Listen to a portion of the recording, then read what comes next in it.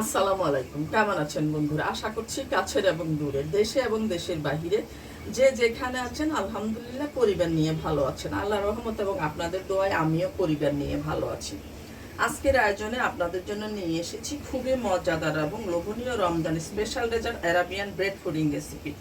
তাহলে চলুন দেখে নিই কীভাবে অ্যারাবিয়ান ব্রেড পুডিং তৈরি করব। বিসমিল্লাহ বলে শুরু করছি। আমি চুলাতে একটা কড়াইতে আমি তরল দুধ বসিয়ে দিয়েছি। এটা আমি আজকে মিল্ক বিটা দুধটা নিয়েছি, আপনারা ইচ্ছা করলে আড়ং দুধটাও নিতে পারেন। এখন দুধটা আমি গরম করব। এখানে আমি 4 কাপ দুধ দিয়েছিলাম, এখন এখানে আমি এটা 3 কাপ করে নিয়েছি, একটু ঘন করে নিয়েছি, 1 কাপ কমিয়ে নিয়েছি।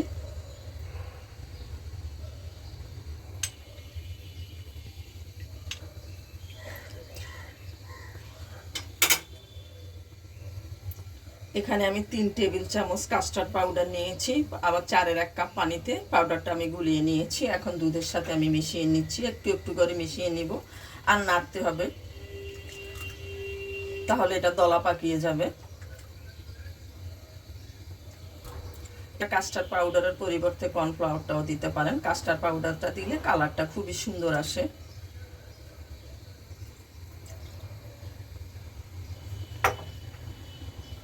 আর দিয়ে দিচ্ছি চিনি, 4-এর 1 কাপ চিনি দিয়েছি।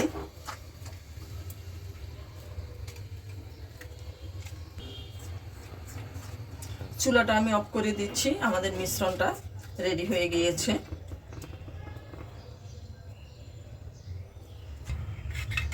এখন আমি এক ক্যান ফ্রেশ ক্রিম নিয়ে নিচ্ছি। আমি আজকে ডানো ফ্রেশ ক্রিমটা ব্যবহার করছি।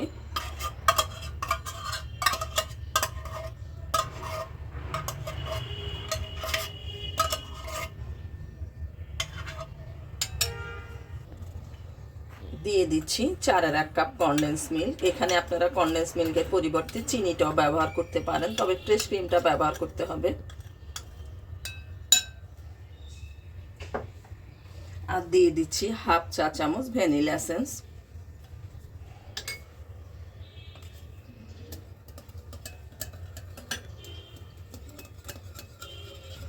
আমার ফ্রেশ ক্রিম এবং কনডেন্স মিল্কের ব্যাটারটা রেডি হয়ে গিয়েছে। আমি যেহেতু ব্রেড পুডিং বানাবো সেজন্য আমার পাউরুটি লাগবে। আমি পাউরুটি 4-5টা কেটে নিয়েছি আগে, যাতে ভিডিওটা একটু ছোট হয়। আর 4-5টা ফেলে দিবেন না, ওইটা দিয়ে ব্রেড ক্রাম্ব করা যায়। এখন আমি পাউরুটিটা এখানে বিছিয়ে নিচ্ছি।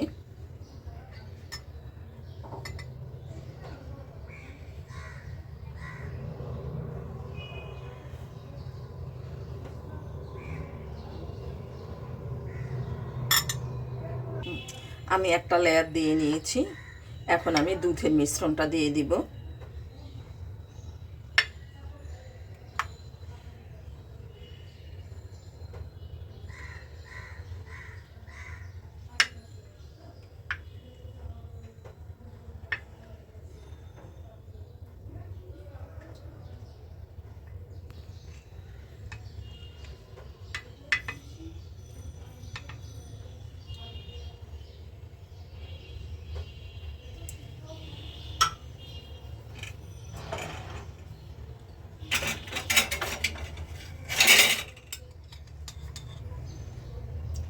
এবার উপরে ক্রিমের মিশ্রণটা দিয়ে দিচ্ছি।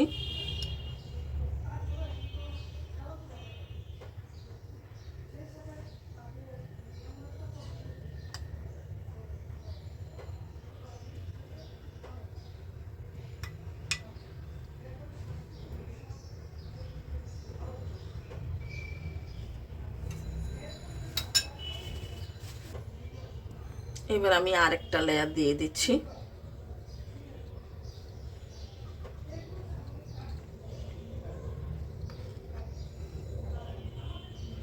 আপনারা ইচ্ছা করলে এখানে বেশি লেয়ারও দিতে পারেন। এবার আমি আবার দুধের মিশ্রণটা দিয়ে দিচ্ছি উপর দিয়ে।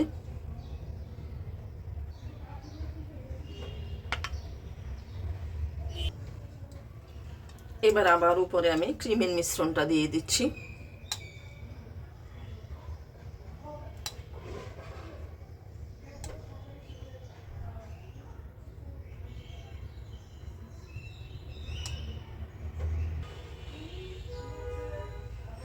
আমার ক্রিমের মিশ্রণটাও মিশানো হয়ে গিয়েছে। এবার আমি উপর দিয়ে একটু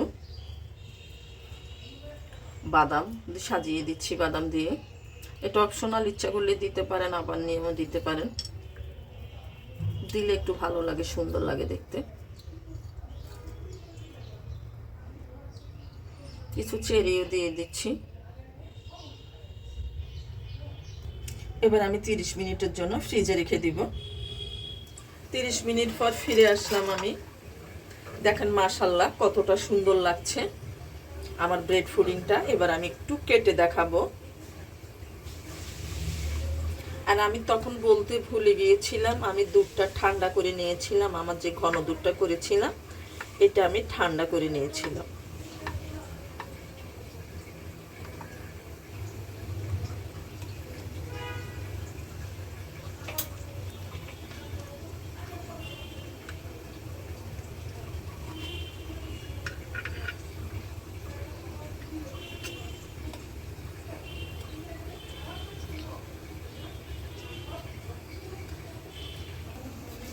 আমি এটা আজকে আধা ঘন্টা পরে ফ্রিজ থেকে বের করে নিয়ে এসেছি। আপনারা 1 ঘন্টা কি 1.5 ঘন্টা রাখতে পারেন, তাহলে এটা আর একটু সেট হবে। আমার আজকে একটু তাড়া আছে, সেজন্য আমি তাড়াতাড়ি বের করে নিয়েছি।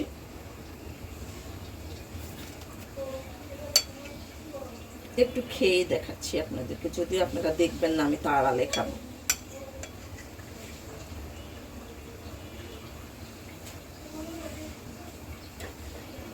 অনেক ইয়াম্মি হয়েছে। এটা দেখতে যতটা সুন্দর, খেতেও ততটা মজাদার। আপনারা রমজানে ট্রাই করে দেখতে পারেন। আজ এই পর্যন্ত, আবারও দেখা হবে নতুন কোনো রেসিপি নিয়ে। আল্লাহ হাফেজ।